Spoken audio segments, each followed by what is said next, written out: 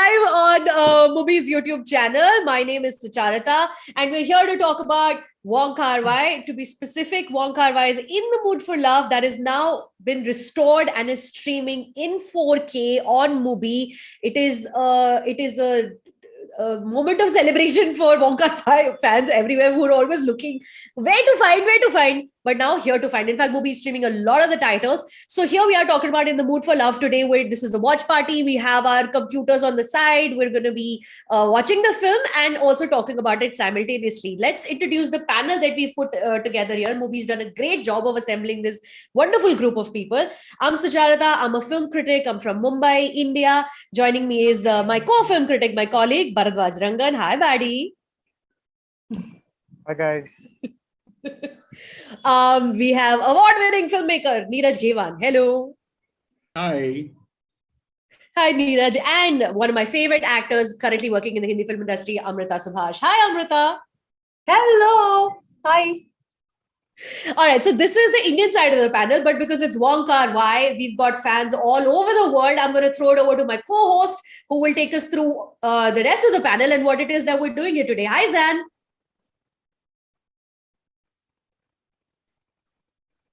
Can't hear you. You're on mute. Maybe you're not on mute, but we can't hear you. This is great. So anyway, while Zan figures out his audio situation, people who are watching us live, you can also... Okay, I think you can hear me now. Yes. Yes. There you are. Yeah, here I am. I am Zan Azlee. I'm going to be the host from Malaysia. And I'm going to introduce the two panelists from Malaysia. We have Edmund Yeo. I've known Edmund for a very, very long time. He is a film director from Malaysia. I think very, very well recognized in Japan. They're making a lot of films in Japan, correct, Edmund? Yeah, sort of. Yeah, and I think Edmund has a film that is screening in Japan right now, isn't it? Yeah. What's the title of that film, Edmund? Moonlight Shadow. So, are you sure we need to promote my film now? Oh, we should. Well, okay, we've got Edmund, right? We also have Muzzamer Rahman. Muzzamer, how are you, Muzzamer? Hello, hi, I'm great. I'm Muz. I've known Muzzamer for quite a while too, and I think last year he made a film called Prebet Sapu. Hail Driver, I think is the English title, which happens to be my favorite local movie from 2021. Yeah, thank you. And still screening at cinema in Malaysia. It's still screening in the cinemas in Malaysia. Please go and watch. So yes, we have these two esteemed directors from Malaysia. And yes, as you all know, we will be watching In the Mood for Love by Wong Kar Wai. In the Mood for Love is a story about two individuals who I think get into the mood of love. Right? Indeed. When their spouses get in the mood of love too, right? So we'll be watching that film. I think for a lot of Malaysian audience especially, Wong Kar Wai is a name that everybody recognizes because throughout the decades, whenever it comes to Chinese New Year in Malaysia, a lot of Wong Kar Wai movies are screened on TV. Right? Movies like Chungking Express, even In the Mood for Love, we will watch it almost on an annual basis when it comes to Chinese New Year, when it comes to the Chinese New Year season. So I think for a lot of Malaysian audience, it's I think it's going to be a very nostalgic film as well, right? Yeah. So let's Zan, I would say let's go around the panel once and let's ask everybody what this film means to them and what Wong Kar Wai means to them. And in no particular order, I'm just going to point at squares on my frame. Bharadwaj, do you want to go first? What is so special that Baddy? But what is it that because you've been watching films your whole entire life. What makes Wong Kar Wai stand out? Very hard to answer these questions, but it's easier to write essays or make video essays about them rather than just try to say this in 2 or 3 minutes. But I think I discovered Wong Kar Wai with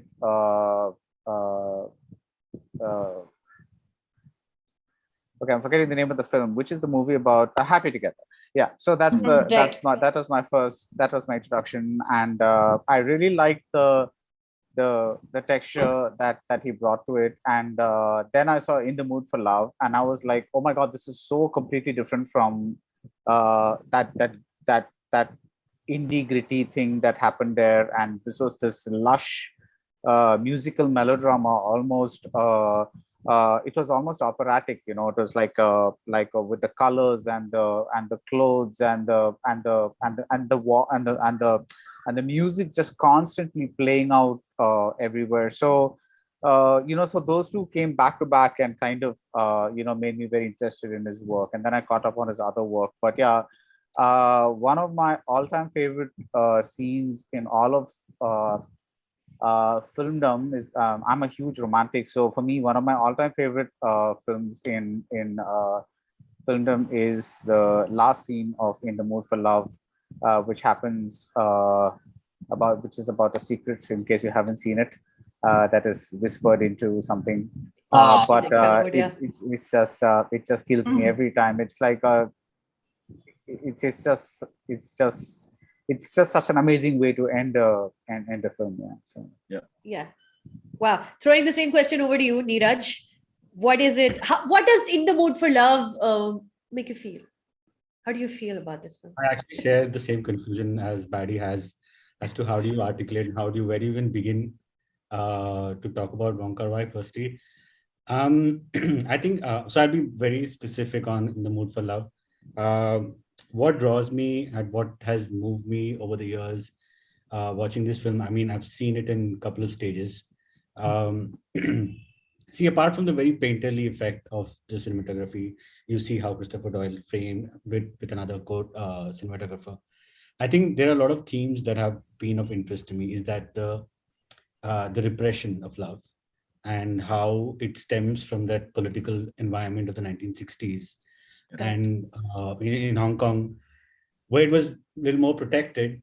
And from there, how these two people who are falling in love, but I think they masquerade their repression as dignity and nobility to not pursue and to withhold. I think it kind of somewhere, it reminded me of the Bridges of Madison County, where that unrequited love and not the love becoming larger when you don't, when it is not fulfilled. Those themes, and of course there are a lot of cinematic themes that have been textbook for a lot of, I see it in the industry, how the whole generation has began, the way Wong Kar Wai has lit his films, the repetition, the music, which is almost, I think, the same virtuosity as what Tarantino picks up music. The same way I think Kar Wai actually picks up music, which is so inherent. it is a character in the film. It's not like in the background to enhance the mise-en-scene or something. I think it's there to actually make a statement from the great themes in the music and the songs, the Spanish songs that he's used. Repetition, repression, I would say, and the idea of chance. I think how it plays in our lives and how you can never know what could come through, and the eternity of time and love as such. I'm also a hardcore romantic, as what Paddy said. I feel. Sorry, go ahead, Baddy. I just want to add to exactly, just take up from what Neeraj said, and just add one more thing, which is like, one of the biggest things about movies is empathy, because you need to enter a screen and put yourself in the shoes of the characters to kind of feel what they are feeling. So, that's the whole point of movie watching, right? That empathy is what it is. And this whole movie is like just like we say, film within a film. It's like it's empathy within empathy, because these two are putting themselves in the shoes of their spouses and trying to kind of get at what could have happened. So that to me is profoundly mind-blowing, because it's like I'm empathetic with a couple that's being empathetic with another couple, and that's just kind of just blows me every time. So Amruta, same question for you. I am to understand that you're a big fan also. Yes, I am, but I'm very not because we are doing it for MUBI, Sucharita, and I genuinely Yeah. want to say this. I saw this film for the first time on MUBI when it came on MUBI. Yeah. I'm sure all of you have seen it long back and many times. I saw it many times, but after it came on MUBI recently, and so sorry, it might seem because this program is through MUBI, I'm saying this, but no. I genuinely want to thank MUBI that I'm watching this film because of MUBI, and then all the films I watched one after the another, and I realized, Sucharita, that there is this vocabulary of Wong Kar Wai. He has his own language, and I realized there is one scene in the Mood for Love where Maggie's character, she says to the boss, your Yeah. tie is very nice. I like your tie. And he says, oh, you noticed? She says, yeah, if you pay attention, you notice things. She says Yeah. a sentence like that. When you pay attention, you notice. So I think Omkar Wai's language is like that. You have to pay attention and you notice things. It's so subtle, and it's so and when I watched it for the first time, of course, I watched it from the actor's point of view. So of course, Tony and Maggie, I was like, and I was in love with. I always like to imagine what is the relationship between these two and the director. How have they done this? And especially that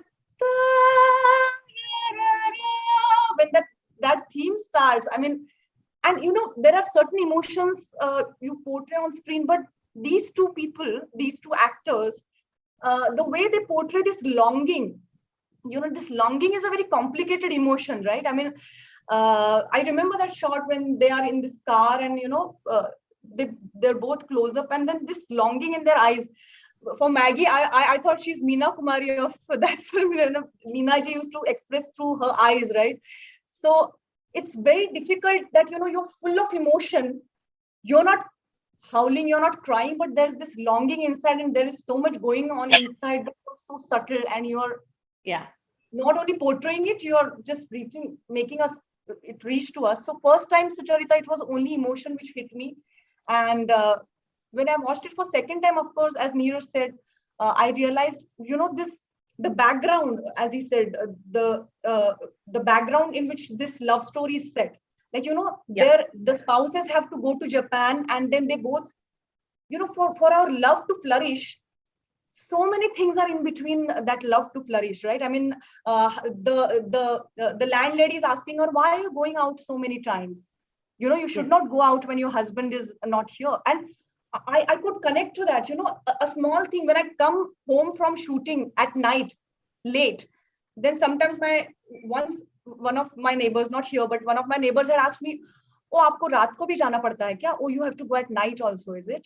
So this is a very simple line, but then there are many emotions. So like the way these lines come from the landlady towards Maggie's character, like, oh, why are you going out? And then these things take so much of toll on us.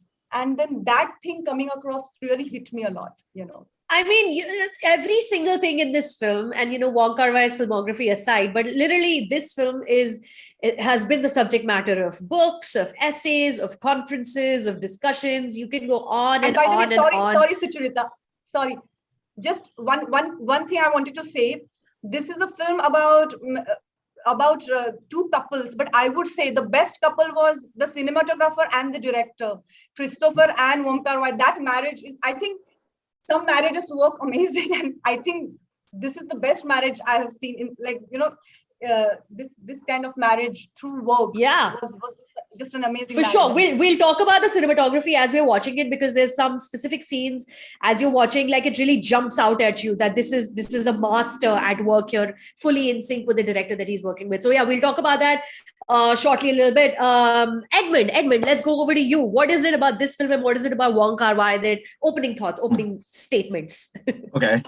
Wong Kar Wai, he has a very interesting status in Malaysia among Malaysian Chinese, like me. The truth is, his films had been playing on TV since very early, like in the early 90s, like late 80s, like his stuff had been on TV.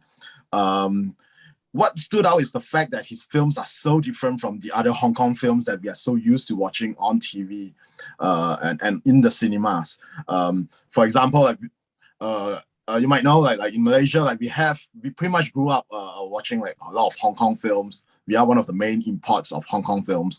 So when you're so used to seeing like Jackie Chan and like Jet Li, and Chow Yun Fat, like Stephen Chow, suddenly when you have films like Wong Kar Wai films like coming out, like most audiences don't know how to react. So the funny thing is, like, for many people, like Wong Kar Wai is how you would Wong Kar Wai is how you would describe a film that you have not seen before. Like, oh, this film is so Wong Kar Wai. It's like a film that you can't understand. It's so arty. So for me, it's the same. Like, I was in this situation. I had a lot of fond memories of Chong Yun Express when it was playing on TV. As a child, I was growing out as a teenager. I was watching Chong Yun Express quite a lot on TV because it was so quirky and funny. But In the Mood for Love, that film came out when I was almost around high school. And I think it was a really big news because at the time, like Tony Leung won like the best actor in Cannes. So it was a big news for many of us Chinese film lovers, like it was 1999 and she was like the first Hong Kong actor to ever won this big award in like the biggest film festival in the world. So we all had started like, this film became an object of obsession and intrigue for many of us. But to tell the truth, when I first saw the film, I think I was really too young. So I'm very ashamed to admit it that the first time I watched In the Mood for Love, I didn't get it. Like I was wondering what I was 16. I was like, what's happening? Like why are they going up and down? And I think when you have not fallen in love before and when you have not had your heart broken before, it's very hard for you to understand films like that. So honestly, it took me a few more years for a lot of things to happen. When I started studying films, started making films. Then I rewatched In the Mood for Love to fully appreciate its greatness. Did you get your heart broken, Edmund? I was about to say that, yeah. I mean, it's like who hasn't? Who hasn't? Yeah. So I guess this feeling of isolation and alienation and unexpressed feelings, it's stuff that's more that I got to experience as I got older, especially because like in my 20s onwards, I was mostly out of the country. I was like in Australia and I was in Japan. So those feelings that were so repressed back then, it became clearer to me. So yes, so In the Mood for Love, absolutely, like I think it's a very important film in Wong Kar Wai's filmography, in a sense that it's probably like quite different from his other films. You would see that his signature like voiceovers, most of his other films are characterized by voiceovers, but you don't see that in The Mood for Love. Like in a way, like he pared things down. He became more and more disciplined with the storytelling.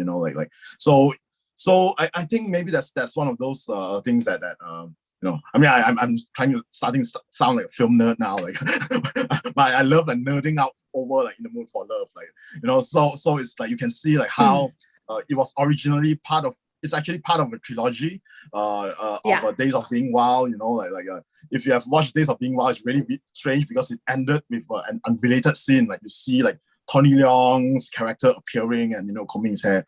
Then 10 years later, almost 10 years later, finally you see this character in a film. So that's In the Mood for Love, and followed by 2046. I think In the Mood for Love is one of those films where it ages like wine. Like if you watch it now, it feels like timeless because that's the type of film that it is.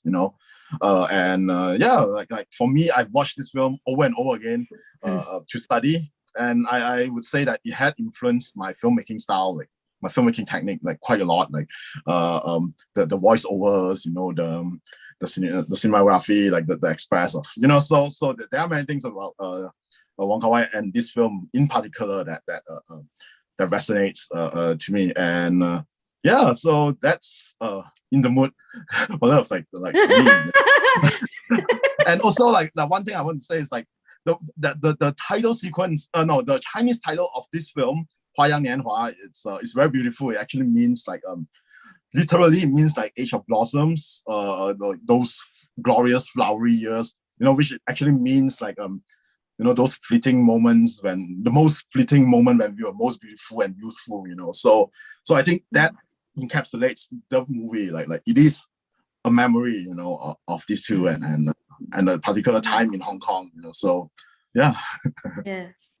Muzzamer, over to you before we start playing the film. Okay, yeah. I think what interesting about Wong Kar Wai is about his form, his signature, how he capture the slow motion, how he capture the moment. I think that's one of the reasons why how a young filmmaker quite inspired by him. But at the same time, how his content about love, about loneliness, and how he play with the time, play with the time and space, how he can enhance a moment, but can remember for full lifetime. I think that's why I find interesting about Wong Kar Wai.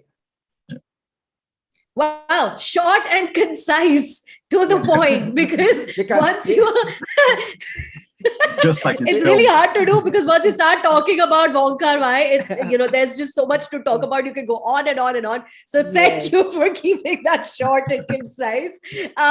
Zan, how do we do this now? Come on, take us through this. I think that's it. I think we can start watching now. It's not up to us to play the film. I think we're not going to be playing the film of MUBI, but we will be as soon as the movie starts. It's a watch party, so we can comment. It's more like a running commentary of the film. So I think it can be very organic. Anybody can just mention things that is interesting to them, that is that is striking out to them at that particular time, and we can have like impromptu discussions, I think. Yeah, wonderful. And anybody who's watching us live on YouTube right now, go to MUBI.com right now. Go to MUBI, search for Wong Kar Wai, all the the new restorations and the old stuff that's on there. Pick up In the Mood for Love right now, because we're going to start playing it, and come watch along with us on your own MUBI while we chat about the film, because clearly we have a lot to say about this film. So, ladies and gentlemen, shall we begin? Okay. All right. Can I give you a countdown? Can I say 3, 2, 1, go, and we start play and go, everybody? Do we have a keyboard? Okay. 3, 2, 1, go. Okay, there it is. All right. So this is a fun watch party where nobody is watching what anybody else is watching. Yes, we're going to watch on mute, because otherwise it will leak into our microphones. Oh. Somebody has forgotten to put it on mute. Yeah, that's me. Yeah. So to start with, there is a lot of red in the film. Please, someone comment on that. You see, I am trying to do a tribute in red. I've tried to do a tribute here, one red here and one green, and I've failed very miserably. Oh, sorry, I could. So because the titles, as we can see, they've started, and then the first poem has started, I think. So it started with intertitles like on the screen, So instead of like voiceovers, which he used to do in his previous films, he's using excerpts from short stories written by this Shanghainese writer, So Wong Kar Wai is very literary. So yeah. So Edmund, you were talking about Hong Kong in the 60s and what you understand of Hong Kong, the time this film is set in. Why does this begin particularly in 1962, you reckon? Why this particular year? Oh no, I mean I think that because it's from Wong Kar Wai's childhood. Like this is how he remembered. Wong Kar Wai, he's from Shanghai, but he moved to Hong Kong when he was 5. So he grew up in 1960s Hong Kong. So I think when he made this film, I mean, I might be wrong, but when he made this film, he was trying to capture like his childhood memory of Hong Kong, where there's something magical and innocent about that time. Like yeah, there it is, the first meeting. Yeah, barely a glimpse. On my rewatch of this film, I just never I hadn't even noticed all those years ago when I watched the film for the first time that how tight every frame is, every single frame. Yeah, there's this film became very popular with the whole idea of frame in a frame. Yeah, as you can see, like everything is every Yeah. frame has a foreground of Lines. a door, a window, or like Yeah. so you're constantly, I mean, observing these characters, like how Mm. someone was saying earlier that, you know, you're empathizing with two people who are empathizing with their own spouses. So I think you're observing them from Baradwaj. certain distance. Yeah. We are also sort of functioning like the neighbors, you know, who are watching them from close, Yeah. you know. Yeah. Also, everyone literally has their back to a wall. Mm, You're mm. just always pushed up against a wall. It's suffocating. So it's in a sense, yes, there's something claustrophobic about you know, that era when people are forced to live together, like they're all strangers, they're neighbors, you know, but they have to interact in such a way, like because they all had to live in a very small building. Yeah. So it's Maddie, you were saying something. No. I was just going to say this claustrophobia here is also like something of a metaphor for the fact that you know, everybody is always in each other's lives all the time. So it becomes, even if they really wanted to have an affair, it would become so much difficult. Like in the scene where she's forced to wait in his room because, you know, there's everybody else kind of a thing. So the that also adds to the fact that it's not so easy to you know, like give vent to your feelings there kind of. Yeah. It's incredible also how you know, as opposed to other Wong Kar Wai's work, there's always some character in, like, even as bigger work like Chunking and everything, one character who you just don't understand. There's one person who's so kind of twisted on the inside. They do like really weird things, like breaking into other people's homes and like stealing things. These two here are so calm and normal, whatever, you know, normal's understanding is, and they're gorgeous, really attractive, exceptionally attractive people, both of them. And yet they're like just the unhappiest Wong Kar Wai characters ever. Somehow it feels like they being so impossibly gorgeous looking is a disguise to their, I think, repression, because you don't see that they actually because of the repression, they're acting out something that is almost, in a sense, a little perverse, in the sense that you're acting out your own spouses, how they would have cheated, but also subtly also liking it, but, you know, keeping that thing that, okay, no, we're not them, we're not going to do that. So I think it because of their thing, I think also the claustrophobia thing, you know, when people do talk about like about this film, I feel there's one person that never gets mentioned is William Chang. I feel because he's the editor, production designer, and costume designer. You know, you couldn't have framed these things with two DPs if you didn't have this kind of imagination, this kind of structure, this kind of, and also like the way she's, I don't know what is called, the costume that she's wearing. Yeah, it is so claustrophobic. You know, it's like it with the high collar. It puts you the structure, and you can't move. She can't move around. So I think there are so many things that even the production design and the costumes have done. And I don't think there has been ever a film which has editor, production designer, and costume designer the same person. I mean, I don't remember of it. Wow. Oh. Yeah. The previous scene that we just watched is one of my favorite scenes in the Mahjong, because you're seeing the backside of the husband and the backside of the wife, and only you're seeing our two characters' faces, and a very subtle switch happens while she's sitting, Mrs. Chan is sitting with her husband and he's playing Mahjong, and she's just sitting next to him with her hand, and Mrs. Cha walks in with her short hair. You know, it's Mrs. Cha because her hair is outward like that and it's short. She walks in and she says, "Hi, let me pass." She passes, goes and sits, and Tony Leung walks up and gets out. It's just such a subtle switch that has now occurred. Now it has begun. I love it. Also, all right, let's talk about this boss, you guys. All right. Mrs. Chan's boss is also having an extramarital affair that she's aiding him in. She's covering his tracks. She's picking up the phone and lying to his wife constantly like it's nothing. I read it as Wong Kar Wai saying like, monogamy is bullshit. We should not be monogamous. Monogamy is just a bad institution, and it leads to people being unhappy, because at no point in time, none of the spouses are hating on each other. Nobody is saying mean things about their spouses. They're just unhappy being with one person. That's my reading of why everyone is cheating on their spouses in this film. Thoughts, anyone? Yeah, I think it's definitely a depiction of that era when, you have to accept your place in society. Most of the women, they have to accept, they probably all know that their husband's having an affair, but instead of throwing a tantrum or divorcing, the divorcing would have brought disgrace to the family, so they would rather just endure this pain. So I think that's pretty much a very brutal depiction of that era. Yeah.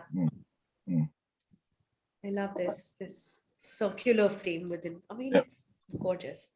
Any time you pause, I think you can frame it and make a poster. The wallpaper. It's so painted. Anytime, any frame, every single frame. Look at this. I can just take a picture of this and put it up on my wall, and whoever's watched this film will know exactly what film this is. Every single frame. Yeah.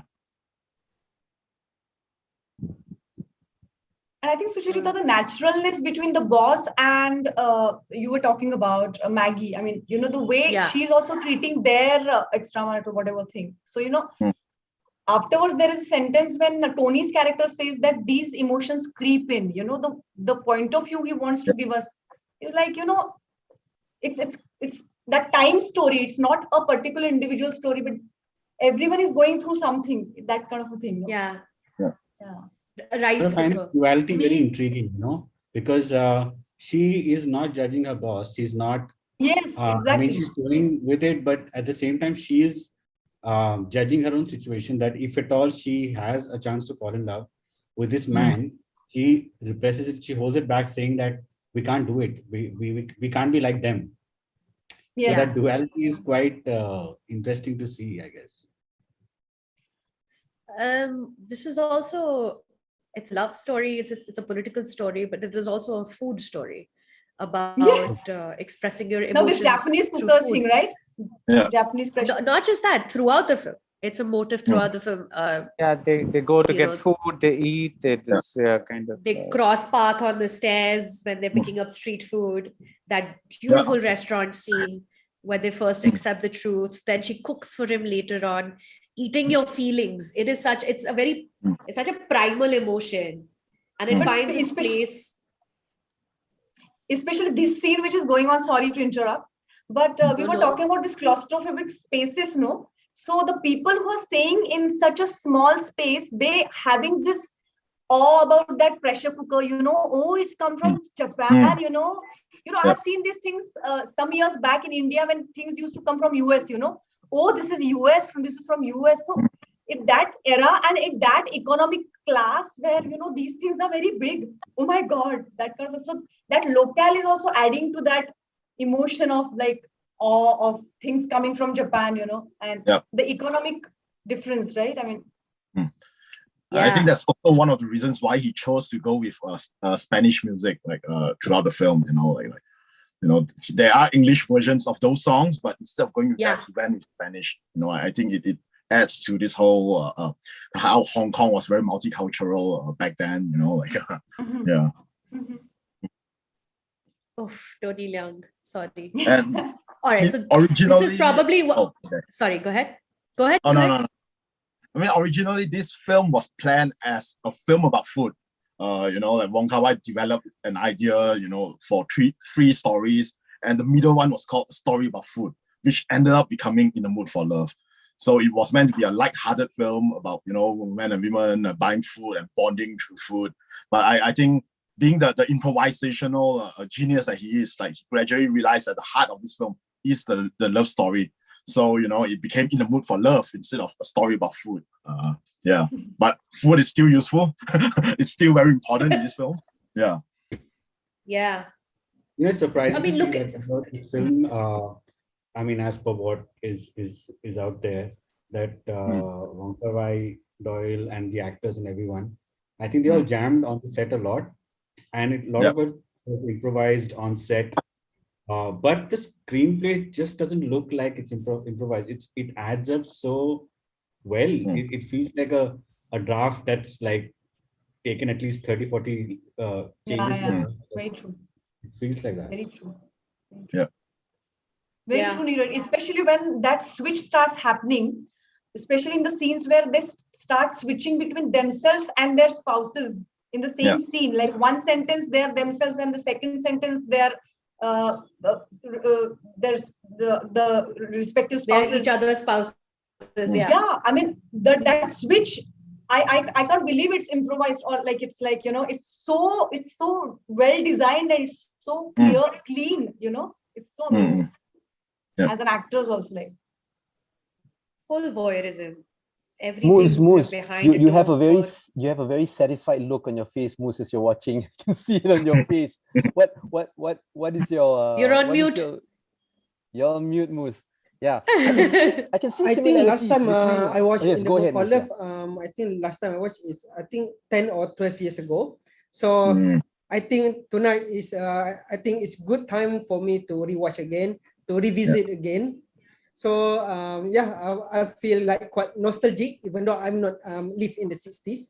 But I think because there are many Chinese in Malaysia, so I can see the house structure, how the clothes, and how the feeling of getting rice cooker is quite important.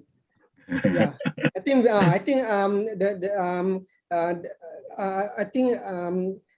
they're starting their relation with the rice cooker, right? The husband Tony Leung and the Maggie Cheung. And I'm wondering, because I think I read somewhere that this film when Wong Kar Wai there are no script, they are just a treatment. Yeah, is it right? Yeah. I mean, Wong Kar Wai is known to be improvise a lot. I think it's his style. It's not that he doesn't. I don't think he doesn't have a script. It's more like he changes scripts on the spot. I think he does that because like he had a script writing background. He started his career as a script writer for films and for TV. And he has a very strong, like, storytelling sense, So I think he himself always liked giving freedom, like finding the film while he's on the set, and then like finding the film again when he's editing. The truth is, like, what we see right now, the final film is very different from everything he planned. In fact, there are a lot of deleted scenes that you can find on YouTube where, you're like, wow, did he just cut off like 30, 40 minutes of, So, but I mean, what he got in the end is a perfect film, Do any of you know how long it took for In the Mood for Love to be completed? Because 2046 is famously known to have taken years for him to do, right? I think this one took him like 2 years to shoot, like on and off, because it came out. He was balancing this and 2046 at the same time, so this film came out maybe 2 years after. So it's actually not that long. Like, it came out 2 years after Happy Together. But for him, it was one of the most difficult shoots that he had ever endured. Back then, I think 2046 is probably even more difficult, and Grandmasters as well. So, I mean, Edmund, I actually remember. We used to have a blog way back in the time, and there were discussions about how Wong Kar Wai and Christopher Doyle used to have fights. And they famously never got along. And I don't know. I think over time they actually made up, I guess. Do you want to talk about that? I actually don't know. No, actually, this is their very last collaboration. Like 2046, this film was it, like 2046 onwards. That's their breakup. This is their divorce. I think from 2046 onwards, Wong Kar Wai used a different DP. In fact, like half of the film, of course, in the Mood for Love was shot by another DP, Mark Lee Bing Bing. So from what I know, it's like they were not standing together, like Chris Doyle and Mark Lee Bing Bing, because they are both masters. Mark Lee Bing Bing is the famous DP of Ho Xiaoxian films, and from what I know, it's like it started out with Chris Doyle. I think because the shooting period went on for so long, like, so it had Chris Doyle at first, and then when he picked up the second half of the shoot, it became Mark Lee Bing who took over. So like the stuff that we saw towards the end in the Angkor Wat stuff, I think those were all like Mark Lee Bing. Yeah. So it's quite sad that they broke up. Yeah. That marriage should have In fact, gone. the thing that I was talking about William Chang, like he's the third, he's the other woman in the marriage. I was talking about how production design, editing, and costumes, but he was also the person who introduced both of them, I think, because Chris Doyle was actually working with William Chang, and then he got introduced to Wong Kar Wai with him. It's so fascinating to see that. I'm actually quite intrigued that nobody talks about William Chang much. He's so instrumental for, this film. Like, I can't imagine. See, what I feel is that cinematography is actually majorly production design plus lighting. Of course, if that goes wrong, and Edmund, and Muzzamer, a lot of Indian filmmakers really have derived a lot from the lighting. The most gaffers in India follow the lighting pattern of Wong Kar Wai. So wonder. Okay, but interesting. specifically, like lighting it's so obvious when people light up here. It's like, okay, mixing of cold and warm hues and this thing, and that the framing is. It's so like, I think. Yeah. All right. So everybody who's watching us live on YouTube, let's just check in. We are now in Mr. Ho's office. Mrs. Chan is covering for him. We've just had the scene with Mr. Chow's friend who's asked him for some money, and that's where we are about 19 minutes in. So if anybody wants to catch up, we're about 19 minutes in. Yes. Also this office, right? This office is the smallest office I have ever seen, where the boss and his assistant are in the same room. She's eating on that same desk. She's answering calls on that same desk. He's got his jacket hung right there. It looks like they're doing a decent amount, like a decently big, respectable size business. It's all happening within this space. In a building that seemingly they share with other people as well. Well, I guess it's Hong Kong, because like Hong Kong doesn't really have a lot of space, so most of the offices are like really small. But I think it's wonderful because it actually shows like not only is her living place claustrophobic, like even her workplace is so oppressive. Like her workplace too.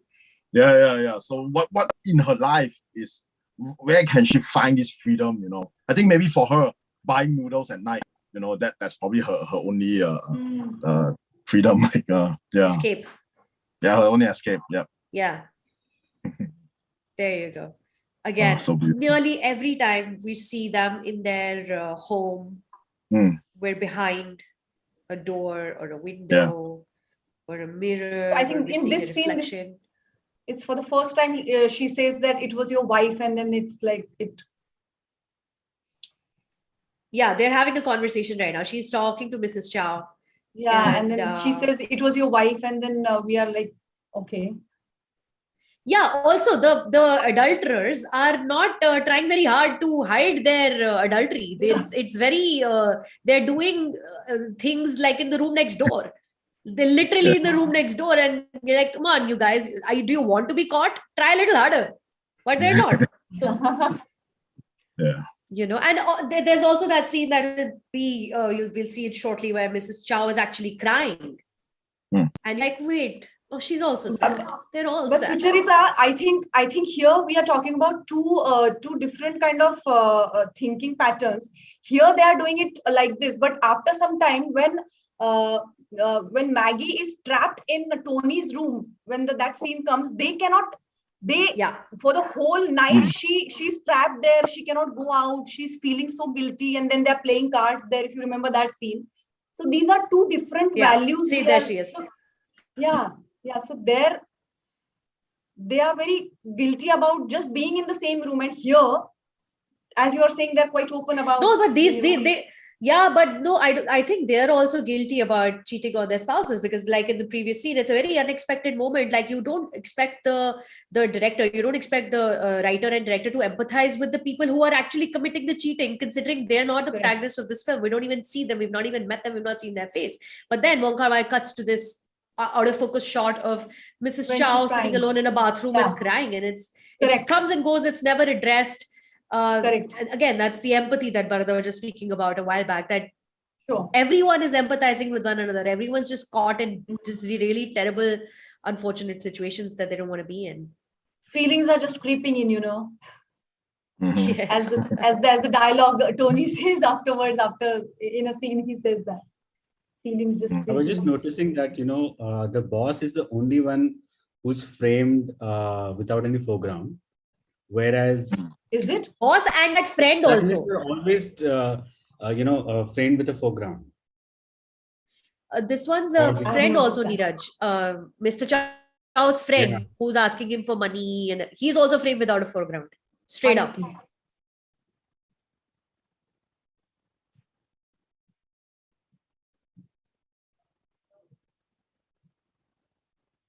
See, again, now she's down. See, Tiniest now desk you noticed? possible. Small desk, big files, giant typewriter. She has no room to breathe. She's wearing a dress that is all the way up till here. It's a Yep. stunning dress. And what Yeah, I like but- is after that, the boss changes the time. She's like, why did you change? He's like, oh. So there's like, okay, that was a gift maybe from, he's going to meet his wife. So he changed the tie, you know. Mm. Yeah. He came back to his original brown tie.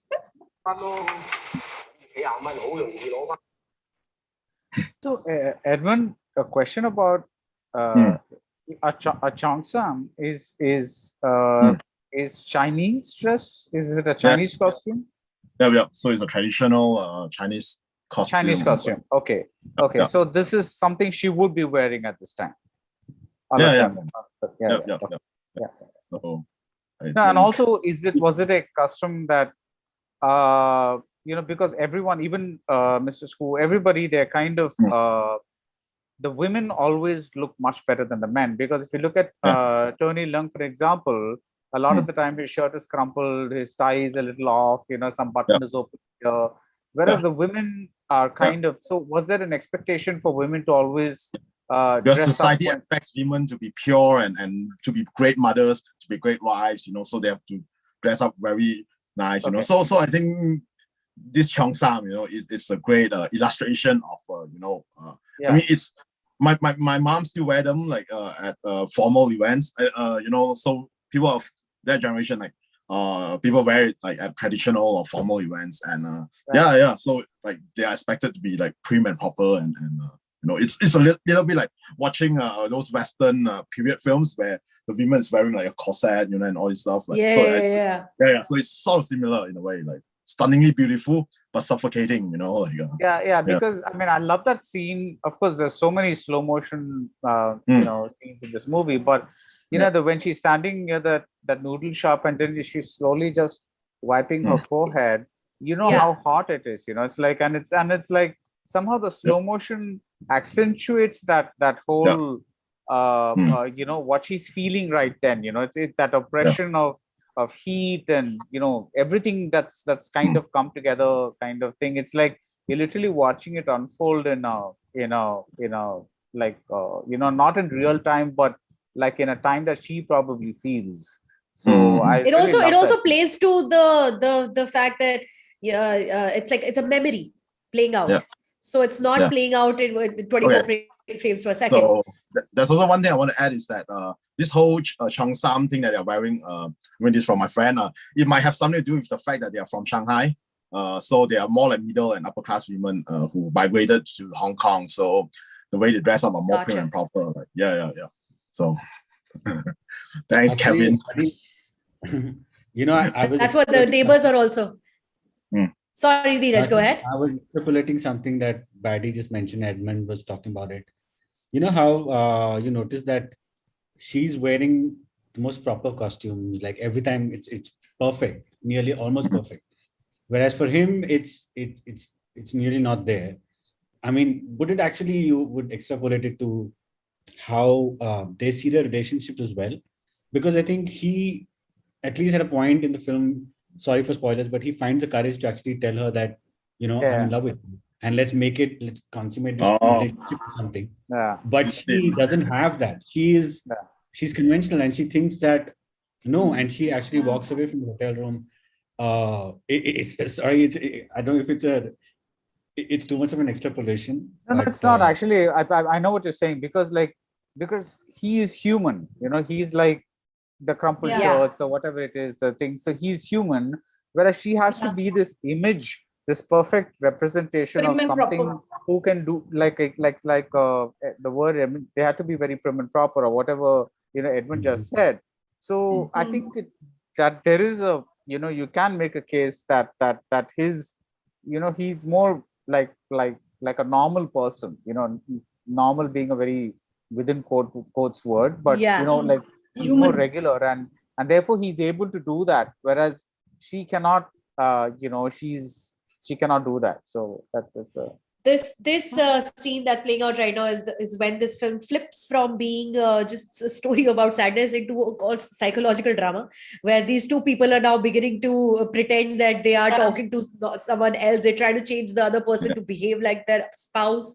And the cinematography really stood out to me in this particular scene is because of course there's nothing obstructing us, but the second where they both actually start speaking the truth in this scene, that my wife has the same bag, and the camera almost jerks to Tony Leung's face like that. See, like now it's a ping pong between them two. But when the first time one of the characters admits that we know, both of us know what's going on here, it's almost like we're sitting in a booth next to them, eating our own dinner and overhearing this conversation. And immediately as we hear, wait, what? Someone's cheating? There's an affair?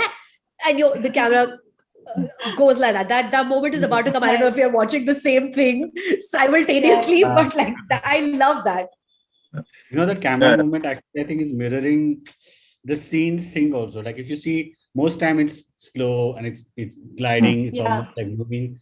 But this scene where the excitement is coming in, there's a lot of this thing. I think that's why the swish pans are there, and you feel like, oh my god, actually there's something happening. I think it's a quite well designed. It's a lovely gorgeous. Camera it's gorgeous. Alfred Hitchcock's Vertigo is one of his main influences for this film. In fact, Wong Kar Wai said that he wanted to make a film that's similar to a Hitchcock film. With the suspense, the thriller, the romance. It's just that. So there's a feeling of suspense, and mystery going on throughout the film. Wow, I love this. I always feel really excited when I watch it. Watch it. And this is the first time you see them completely. As they walk away from the restaurant and they walk into the night towards the same frame, green and red car, in the same frame, full body. It's wide. Because their lives are suddenly now the game starts up. Yeah. Game begins. That was one of my favorite restaurant scenes in films ever. And restaurant scenes are so great. This one, and then Phantom Thread is my other favorite restaurant scene. Hungry Boy. Actually, I had a now question. The game starts. Thinking, this was watching how she's going back to the noodle shop, and what's your read, guys, on the whole repetition of the thing, which she's also done in other films, Chungking, and what's his idea of? I mean, I have my thoughts, but I wanted to really know from you. Repetition and circularity that he keeps doing. Monotony. Yeah. For me, that's exactly what it is. The how routine will drive you mad if you don't do something crazy to snap out of it. You guys? No, I also think it has to do with the fact that it puts most movies when they tell a story, they go from event to event to event to event, like it's a progression, it's a thing. Whereas this is like most of our lives are like a little circular, in the sense of the same things that happen. And so the events happen, but with that sense of the sameness, that kind of a thing. So that kind of uh, even though, like, for example, in Happy Together, after a point, somebody who's like, let's say somebody doesn't like the movie, they could just say, what is this movie? They're just like fighting and making up and fighting and making up and fighting and making up. What is this movie? It's like a kind of a thing. It's like they could just say that, but that is the movie. That's the pattern of the relationship, and it's like, today, people will call it all kinds of things, toxic, all that kind of stuff. But the point is that these two people, that's the nature of the relationship. So this kind of it's not in, for me, like I don't think he's using it in a way that he uses it to emphasize like what it's like to kind of have that experience. What would you said you have what did you think of it, Neeraj? Actually, I feel part of it, I feel a little technical, because when filmmakers are trying to create an atmosphere, we want some bit of repetition in the sense of the space, because this character is experiencing a different emotion in the same space. So the second time over, you forget the space. You don't have to look into what that corridor is, what that wall lighting is. You're just looking at the people. And the space and the framing actually literally remains the same. Like, look at the way that the stairway that goes up. The camera is always positioned in the same spot, and people go in and out. Yeah. So, but their moods keeps changing. I think that repetition in not just like in framing, or also music. Most specifically, I think in Chungking Express, you see that every character has their song. And even here, I think that one seminal score, which is bastardized so much in Indian film industry, where everywhere you go in filmmaking, you see offlines, you go and you hear the track from Wong Kar Wai, or it is Amli, and I'm like totally put off. You think of something new, like it's either that or even Gustavo Santaolalla is also now. But I think, Neeraj, the line is so thin, no? When we, as filmmakers, you repeat things. There is this, you can, like, people can get bored also, but every time you're doing it, and it becomes a part of our experience, our psyche, and that's the mastery of craft, I think. I'm not like, oh, the same music. No, that comes so many times, like 8, 9, I don't know how many times, but I'm never, am I saying that, oh, the same music is coming, but it becomes part of my psyche, and I feel it's my music now, it's my longing now, that is the craft, what it's doing, I mean. Yeah, you're right, actually, because that subliminally, I am placing it in your head. It becomes mine. It is making. That's what I was saying. It's like it's their experience becomes our experience in a way, without that fourth wall that sometimes when a movie is just moving from event to event and you're watching it as a story, then however much you're involved with it, there's still a little remove. Whereas when you're this kind of when the whole thing is repetition, you forget the forwardness of the event, and you just that whatever is that point becomes the thing, and you're in it. Like the first time, like you said, they fight and Happy Together. You're viewing it like a story, but the second time, the third time, the fourth time, you're right there. You forget what is going to happen, or how is the story progression, or something like that. You're just in there. It's kind of. I mean, it's not really a traditional storytelling style. It's more like it's so subjective, like the way he brings you into the characters and how you actually experience. I mean, the slow motion, especially in this film, like it makes you feel like how time is suspended, time is slow, it's moving slower, because of it's pretty much like how the characters are experiencing time, and it's so. I feel that the lights the framing and like the use of colors, they pretty much like they are part of the character's like emotional landscape, and that's how like once you get really into it, we get into it, like that's totally a mood, like, in a mood for love, like yeah. Yeah. Yeah, and the first time I saw it, I was I shocked think now it's because become in India, it's become in the mood board for love.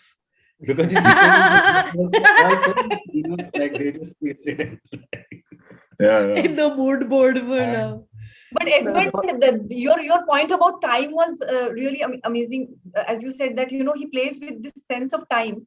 I remembered one moment, sorry, in another film, which is 2046, where, she asks whether the ending, can't you change the ending of the story? And then he puts the pen on paper, and then just pen and paper. And then, there is just pen waiting at the paper, and then just that. And the time is extended there, and it's such a dramatic moment, right? I mean, it's 10 seconds so later, dramatic. 1 hour The later. action is so static. Yeah. Exactly. Yeah. The time just stops there. And also when you have all that repetition and the talk about the falls in Argentina in Happy Together, you're kind of it by the time the actual scene happens, it's so much inside you that it bursts open like a dam, it's like it's just, like if it had been an event movie, then just like plot point and all that, by the time you get to the end, it would be like, oh, okay, this is the logical conclusion. But here there's an experiential element to it that kind of builds and builds and builds because of the repetition, and by the end it's like your heart is just it's not like just watching a man watching a waterfall, but like it's you're being like you're there, it's like at least that's how I felt those waterfalls, they are your tears, that's that's the beauty of this film. Like, and I like it, like the fact that we are talking about monotony and like repetition. I think up until all his films, like up until this one, is really about people trapped in routine and monotony, and how in the end they try to break themselves out of this cycle. It happened in Chungking Express, it happened in Happy Together, it's like even in this one, 2046, really the tragedy is being stuck forever in repetition, and so I think there's something so romantic and existential about it, like I'm like, oh, that's totally like my life, it's like everybody's life, it becomes everybody's life. Let's not say too much. Let's just keep it professional. One thing that hits me about this film is that with period films, usually when we talk about we watch period films, location is a very important thing. Like in this film, you don't really see the city. You don't really know where is it.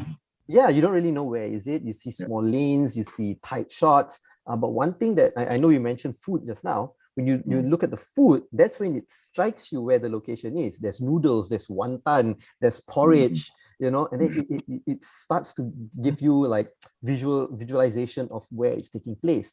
I know, for example, like Moose, for example, or even Edmund, you guys play a lot on the importance of location as well.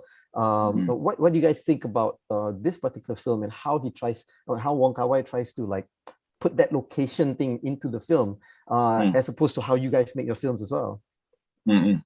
I think for In the Mood for Love, like he made it very clear that the Hong Kong that we are seeing now is not a factual Hong Kong. So that all this information are not important. Like it's, he's not trying to recreate 1960s this building. I think in the end it's really more about the intimate, emotional experience of going through everyday life.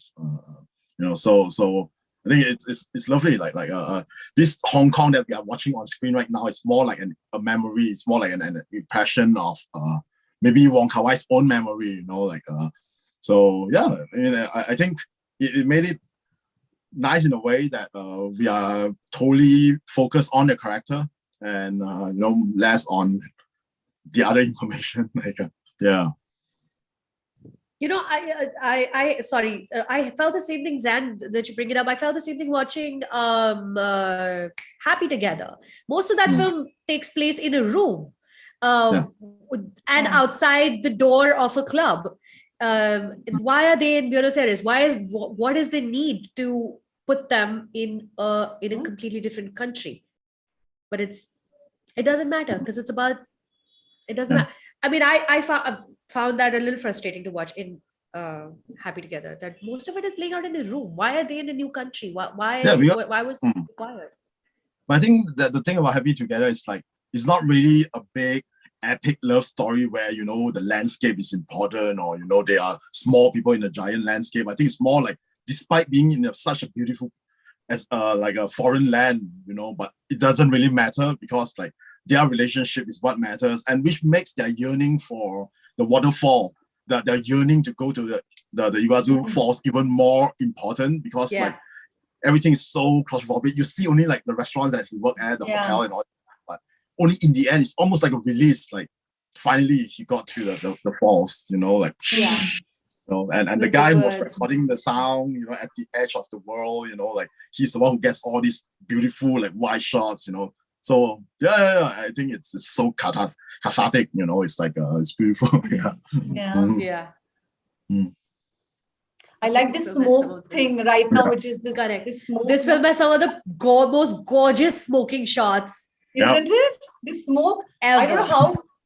I've never seen people really smoking like that. You know, it's like I know.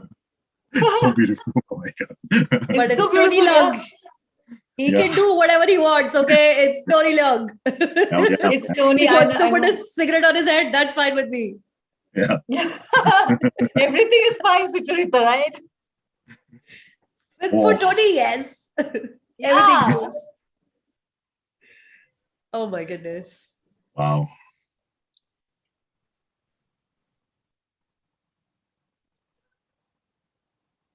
That hair.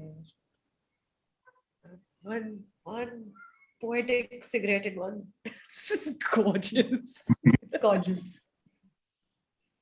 Oh my god. And that's the thing also, right? The camera was also going out of its way to establish how good looking these two people are. They're stunning. And look at them together. I just want them to win at life. I want them to get together and be happy forever. Yeah. But despite their most obvious good looks, paid to, you know, he's playing on the fact that they're really good looking, but they're the two most unhappy people in Hong Kong currently. The last time I watched this film, I was in my 20s. Now I'm watching it today in my 40s. It hits different. It hits differently. Have I grown bitter? I'm feeling like I've grown bitter. Do you guys have any personal feelings watching this film? It's hitting me hard. Yeah. Yep. And now they're trapped. Again, food. Yeah, they're trapped. Yeah. Actually, I was thinking about what you just said, that if they had not, if they had agreed to continue their lives together, this film wouldn't have been that profound. With that, no, not at all. I mean, that not at all. Amazing climax that it has, which spoiler sake not mentioning, but it makes it so philosophical and existential at the same time. I mean, that is the beauty. That it's a tease. This film is a tease. He's teasing you constantly. That now they're going to get together. Said, right, Sucharita, like you said, you're rooting for them to be like together. I mean, why are they with these marks? I mean, they should be just like together. What is stopping them? And be with each other. So but 20 years later, we are still angry that they are not together. You know, that's the thing. 10 years later, we are still like, whoa, perhaps. Yeah. Another thing I really like about this film is about how usually in a relationship movie, people, really go out of the way to flesh out the individual characters so that we know what they do and what they don't do and all. But here, the central characters are basically two cardboard cutouts. You really don't know much about them because they are actually spending most of the movie being somebody else. So you really don't know much about Tony Leung and Maggie Cheung, because it's like, apart from the fact that there is some basic unhappiness and this and that and all that, they are not three-dimensional characters. That's beautiful for me, because that's like it goes almost against every filmmaking rule, which says that relationship movies means you have to define this person and you have to define that person, and then you have to kind of, whatever it is. But because here these people are basically playing other people, you really don't get much of an idea about them as people themselves. You actually get a better idea of the spouses than you get of them, and you get that idea through them. So they're basically like vessels for other people's emotions rather than their own characterizations. I don't know if I'm making myself clear or just confusing things Except there's one thing, the one thing that you do know about Mr. Chow is that he's a writer. He's a closeted writer. He wants to write a I know, series, no, right? of course there are He's little working on bits here and there, but Yeah. I'm saying that it's not a, like a, They don't explain too much, like who they where are. they are from, Actually, what their I history do is, what their share background is. what you feel, because I Sorry? had this thought and I didn't want to mention it, but I was trying to see like the way I look at stuff. I'm a pure narrative guy. More of if I had to make this film, it would be more in the Farhadi, that kind of pure narrative space, right?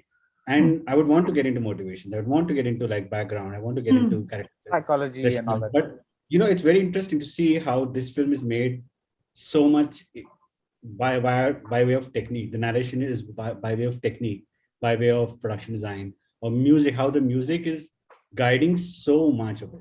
Like they may not emote a lot. Like they're almost like poker faced most times, but the music is guiding you. The repetition of the same track guides you, or the mood lighting guides you, like the way she sits, like the way she walks. I think so much of it is so like it truly has been a lesson for me, because I'm opening up to a lot of visual side of filmmaking myself, and this is something that I actually observed, and thanks for you pointing out. I'm an actor. You're the only actor on this panel. Yeah, I was about. Yeah, sorry. Yeah. No, that's what I'm saying. Talk. Let's hear from you as an actor. I was about to say yes, as Neeraj was saying, it's a learning lesson, like he was saying for him. For me, there are many moments, as I was also saying, that after he goes away and to Singapore and she goes to the hotel room, she's just sitting, and I could feel she's shivering from inside, but she's so still, and just one drop of tear like that. I mean, I was like, how has she done that? I mean, the shivering also is so subtle, Sometimes it's like a petal of flower shivering and then just a drop. I mean, that kind of emoting, the way of emoting also, it's so subtle and so, restrained and so dignified, so it's a lesson for me also. Like, so I don't know how they have done, like, as Edmund was saying, they do a lot of improvisations and, but it's just a mystery. Sometimes when it's a mystery, it's more you're caught by it. They're so mysterious. They're so mysterious. It is very mysterious because she is, I can never point what kind of economic background she comes from, because she wears these really fancy outfits, which I assume are expensive. And like Edmund was saying, it depicts a certain level of, whatever so-called level of society you come from. But they live in like these tiny rooms. There's one shot of her in the beginning with her husband on the bed. There's barely any room for her to put her feet on the ground. And we don't know where she's from, what her childhood has been like, how much money she has. It is mysterious because look at her outfits, look at the clothes she wears. To me, I'm thinking this is really expensive stuff. And right now, look at the shots. So there are many shots which are of her. Like, for example, there is a shot where her finger is shown, and then she's doing that finger like this. She's putting it like that while she's in two minds. Her fingers are shown. Like, many shots are of her. Like, she's acting like through every. It's Wong Kar Wai's decision, like what is to be seen, but that also makes the character so complete when she, sometimes it's her finger, sometimes it's whole of her, right? I mean, that's also so amazing. And Amruta, I was also feeling the same way about, the tone of performance, both of them. Yeah. Again, it goes back to the earlier discussion where how you can't read her emotions as much, but you can read Tommy's, emotions. Like you get gutted with him. Like you feel that his pain, but you don't feel her pain. Like she's almost a muse through our eyes also. So Yes. that is also like a wow. Thank you. Guys, I'm really, really sorry, but I have an 8 o'clock, so I'm gonna have to leave. Complete pleasure doing this with all of you. So I wish I could have seen the whole film, but lovely always, as always. Before you leave, Baddy, just some parting thoughts about what the MUBI and what MUBI is doing for the cinephile community, for us, all of us, please. It's my favorite OTT platform. I watch all the, like, New Prince of Double Life of Veronique is coming up. It's like it's a party every day. You're like, oh my god, this is like all these. I remember when I was in in my early days of working, I used to buy all these for $50 and $100 pirated DVDs and watch them on my PC, because there was no other way to kind of I think so. There was the shop that used to sell all these movies, and I wouldn't even know. I wouldn't even know half these directors' names, but I would just look at the cover. It would be in plastic packs, and I would just get all these movies and watch them, and just think as it goes along. So now to actually have a like this at your fingertips just feels amazing. And so it's just completely a thing. And I keep telling people, because I keep telling Indian filmmakers, that is commercial filmmakers who come to me with scripts and all that, I keep telling them, because they keep saying, why should I watch this movie? Because it's like, anyway, India's storytelling rhythms are all so different, and what am I going to get out of this? And I don't know. I just always have to tell them that, I mean, it's not that you're going to follow the rhythms of this film or follow something of this film, but it just opens up your mind about what film can be. And what cinema can do. It's like I would not want to be anywhere near a person who's not devastated by the last scene of this movie. It's like a friendship test for me. It's like I know. What did you think of the last scene of In the Mood for Love? I don't know. It was very strange and didn't like me. Get out of my life. That's it. Bye. Cancelled. That's like a thing. So yeah. So anyway, thank you, MUBI, and thanks, guys. It was a complete pleasure. I'm really sorry I have to go. Before you go. Sorry, Baddy. One point about the climax I wanted to share earlier. This is just an observation, and I could be totally wrong about it. Like, I recently saw this film. I don't know if you've seen his Ghost Story. Yeah. A24's film. It has a similar concept of how they write a letter and hide it in the wall, and then it goes into eternity. I feel that somewhere, and you don't know what's written. The same way that you don't know what he said into the wall. So I don't know why I felt like there's a strange connection. It just comes across, and you don't even know if it's an homage or it's they just did it. Exactly. That's why it's so beautiful and poetic, I feel. So it's like a kind of a thing. So anyway, bye, guys. Thank you for joining us, Baradwaj, today. This was really nice. Thank you. Bye, Baddy. Everybody else, please keep watching. We are still watching the film. Please keep saying. Right now, we are in a hotel room with Mr. Chow and Mrs. Chang, and he is reading a story of his that he has written. That and famous we can't hear thing what of he's saying. she wearing red and she coming down and going up just happened. No, I mean she. Yeah, this is the mirror scene, the mirror shot where the camera is going from one mirror to the other mirror, and you're seeing. Yeah. It's just incredible. Yeah, the scene, the jump cuts of her going up the stairs, down the stairs, in, out. Yes. Really fast cuts. And I love that she's wearing that red, and the curtains are red, and that red, no? I mean, I love that. Fashion, hotel room. Come on. Love it. I love a film that makes me work, a film that sets me to work. Now, you have to work to get what this film promises at the end. I love a movie like that. And this film really respects my intelligence as a viewer, because at no point I know whether they are being real or they are being other people. If they are role playing or they're actually doing things together. If something has actually even happened between them so far, I don't know. They are in a hotel room. Especially this scene now. This scene. This just starts like that, and we think that it's a real thing, and then this is it just Mrs. Chang is telling her husband that I know you've been cheating on me, and then he's lying to her. No, I haven't, and she slaps him, and then you realize no, she was talking to Mr. Chow. They were pretending. Also, the room is 2046.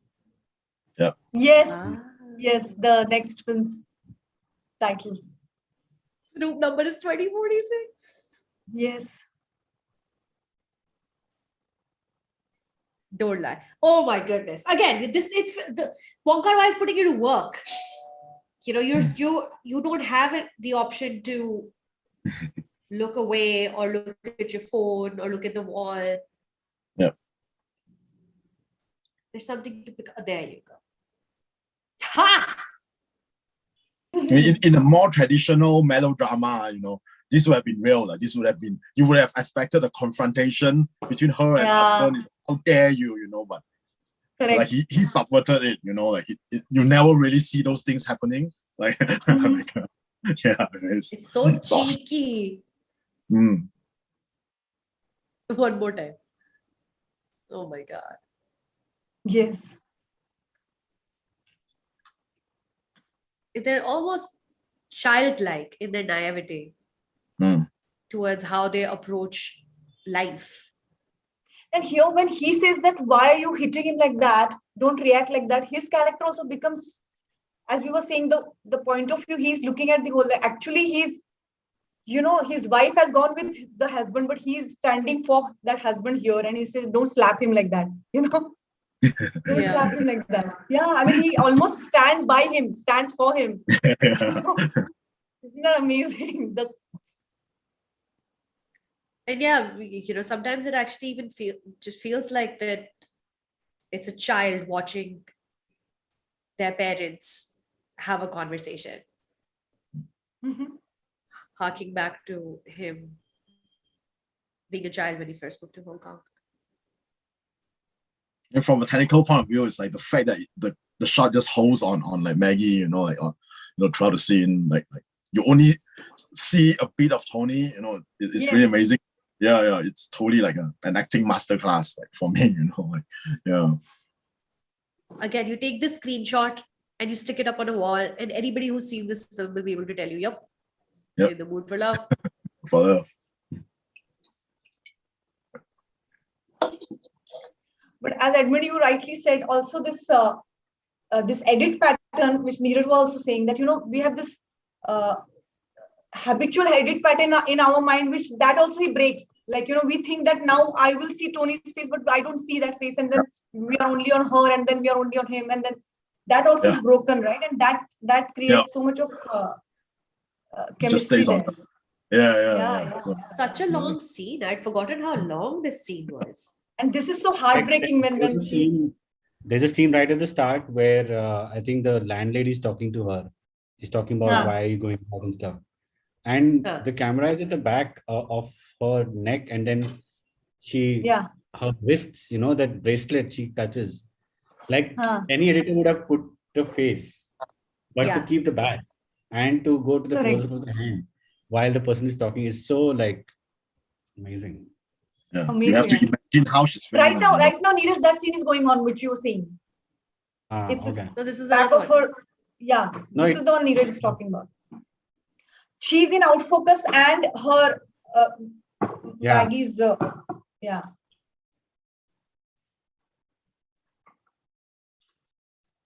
shadows are also like jail slats. You know, when I watched this film for the first time, I was in a hotel room myself, and the lighting was like in hotel rooms, the lighting is exactly like this shady one. So I was thinking I'm part of character of this film, you know. Every office shot is with this clock. Yes. Time just stops when you're at work. Yeah. Now, look at her fingers. Huh? Look at her fingers, Sucharita. Just her fingers now. Just her fingers. She's breaking up with Mr. Chow. Breaking up. Yeah. I'm going to take off. I have a meeting. So Okay. sorry about Oh. it. Okie dokie, Neeraj. Please say some nice things about MUBI to people who are watching, please, before you go. You know, how do I put it? Like MUBI, when I was learning about filmmaking and stuff, MUBI was a place to go because at that time you could only read, you couldn't watch anything, obviously. And I used to feel so jealous that you can't watch any of these things. But when it came out, it took a long while for me to even realize or believe that actually MUBI is here in India and we can actually access that library. It was, I can't tell you the joy that I feel. Yeah. And like how Patty was saying that how every day is a party, every day is, it's like you're discovering, I've actually discovered so many movies from MUBI. And Yeah. watching it on a large ass TV, it's like watching this 4K restoration was like, quite amazing. A lot of my career is got to do with stuff on MUBI. There you go. Thank you so much for joining us, Neeraj. And thanks for being a supporter of MUBI from India launch day one. Always. You were one of the first champions. So thank you for that. And thank you for joining us today, Neeraj. We'll talk to you soon. Bye-bye, Neeraj. Thank you, Amruta, Edmund, Muzzamer, Ryan. Pleasure. Bye. Yeah. See you next time. See you soon. You too. Bye, man. Bye. Bye. All right. Now, this might be the beginning of the end for them, these two, huh? Mm. Mr. Chow and Yes, Mr. Chan. he's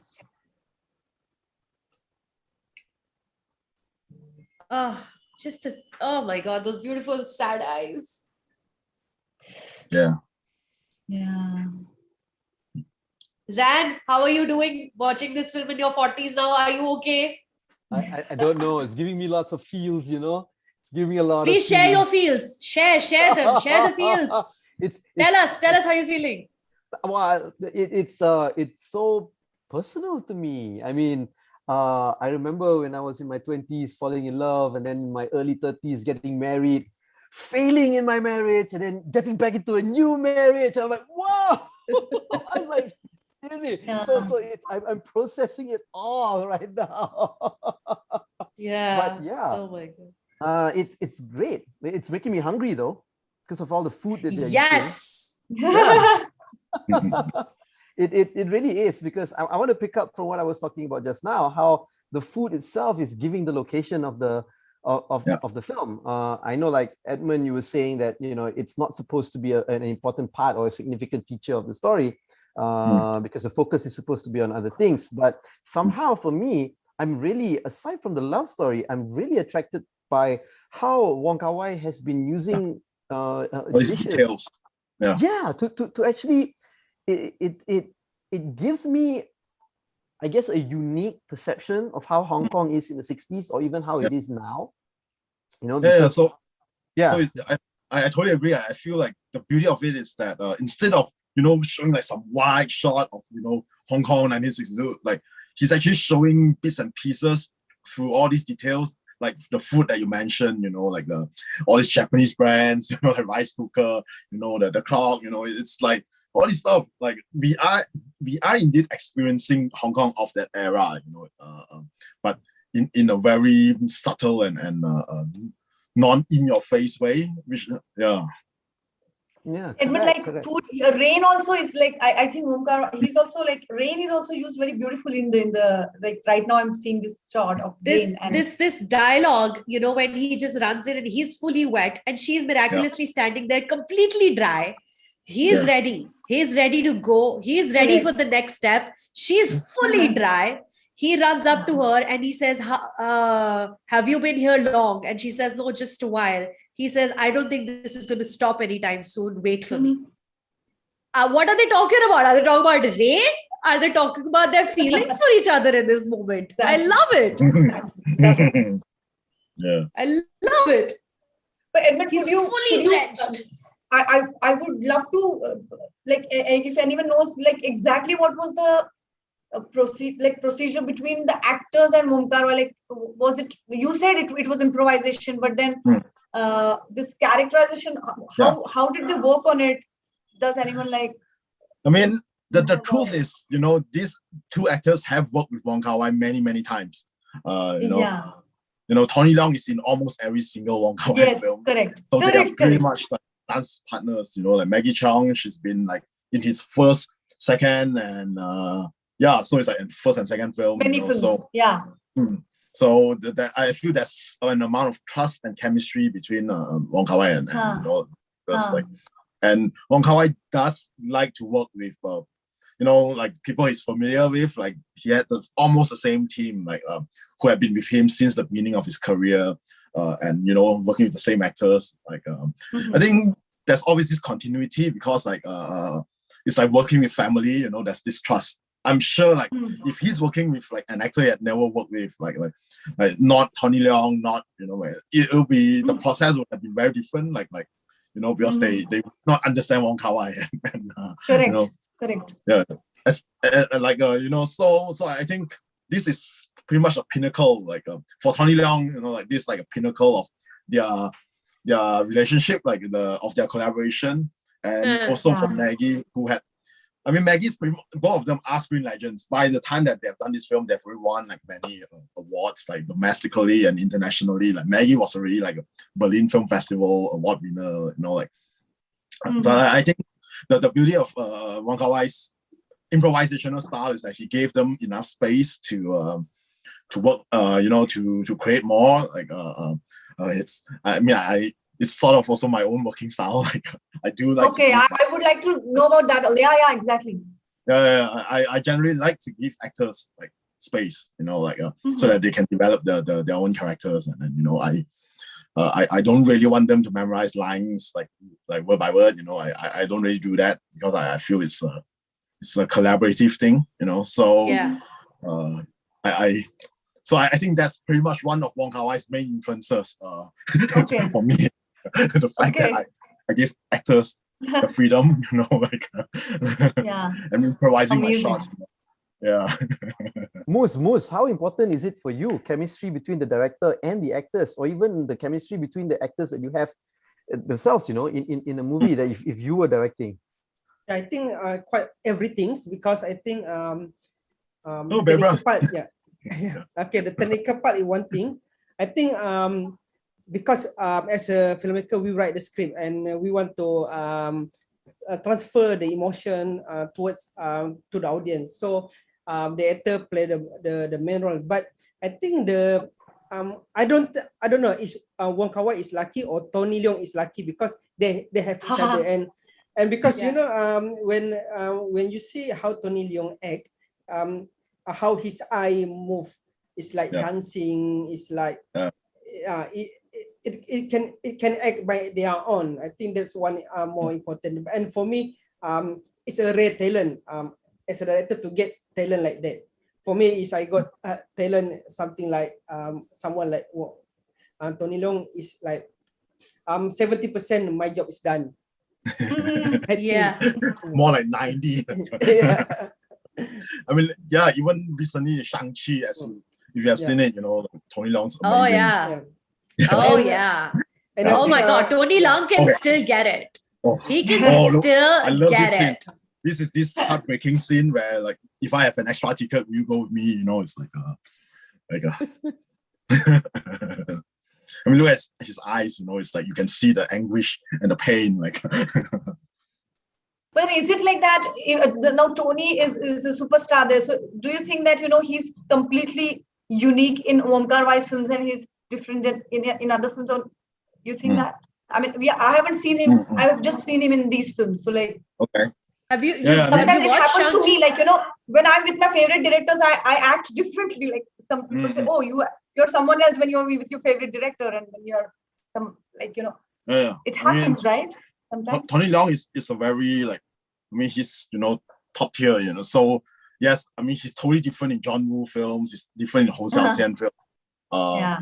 But no matter what he did, even in John Woo's films, like Hard Boy, you know, like that film he did with Chow Yun-fat, you know, that was, He's amazing. I think that was one of the, it's amazing. Like you might actually notice him more than Chow Yun-fat, you know, it's one of those things where his eyes is so sympathetic, like Hong Xiaoxian's, so amazing. Yeah. So I think it's true, like he had worked with so many great directors throughout his legendary career, you know, like, and he's so versatile, like you know, despite the fact that he had played bad guys, you know, he had played like in you know, so I think his craft, you know, his skill is like top notch, and yes, so it's always a pleasure to see him in all kinds of films. Like he had done like he must be every director's delight. Yeah, I hope so. You know, he looks like a very cool guy. You know, like he had done like easy comedies. Huh? In Shang-Chi, he only has like a handful of lines, but you remember his face, the movement, his facial expressions. You watch that and you're like, Simu Liu, who? You know? No. Oh no. No, I love Simu Liu. Don't Simu Liu you woo him. I love him. He's the best. But Tony Leung is great. Tony Leung is great. Yeah. He can sweep the floor with Simu Liu if he chooses to. Yeah. I mean, Tony and Maggie, you know, this is pretty much like the pick of their stardom, you know. It's like, wow. I think this is the best. This is the, like, I love this frame so much. The cab. Yes. The cab, right? I love it so much. So it's one of those images that stay with you like forever, you know. Like, oh. What's this jump? So, okay, Chao Shiren. Okay, so the song that's playing now is actually the Chinese title of the film. Like, oh, I see. Yeah. So this song is the title of the film. Like, In Full Bloom. Yeah. Oh. And now this we pan over. Yes. That is amazing. And she leans on the wall. Camera tracks left, and he's leaning on his wall. Yep. Oh, it's like so romantic. He's fixing a rice cooker, isn't he? Yeah. Yes. Or is he thinking of her? You know, it's like obviously he's thinking of her. Like, wow. Yeah. Oh. This rice cooker has played an So they're important sort role of like leaning and looking at each other, you know, despite the fact that they are separated by the wall. You know, that's so, that yearning, you know, that pain, totally they're in sync, yet they are separated by circumstances and the wall. You know, it's like, wow, it's heartbreaking, right? But not in melodrama. Rice cooker is working. Crying, yeah, you know, it's amazing. Like, Oh. And how much time has passed, you think, from when they first met to this moment? Because the film is never really clear on how much time, what the jumps are in, because it jumps time a lot. How much time has passed? It was quite, I mean, it could have been months or it could have been years, you know. We don't know. You never know. Yeah. I mean, when you are in love, you know, you don't really look at time. Wow, I like that, sir. You would rather that time would stop. Yeah.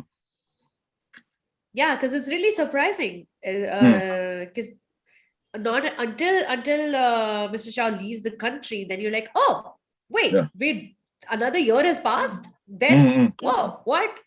Another 3 years? What is happening? Yeah. Why are we jumping through time so much?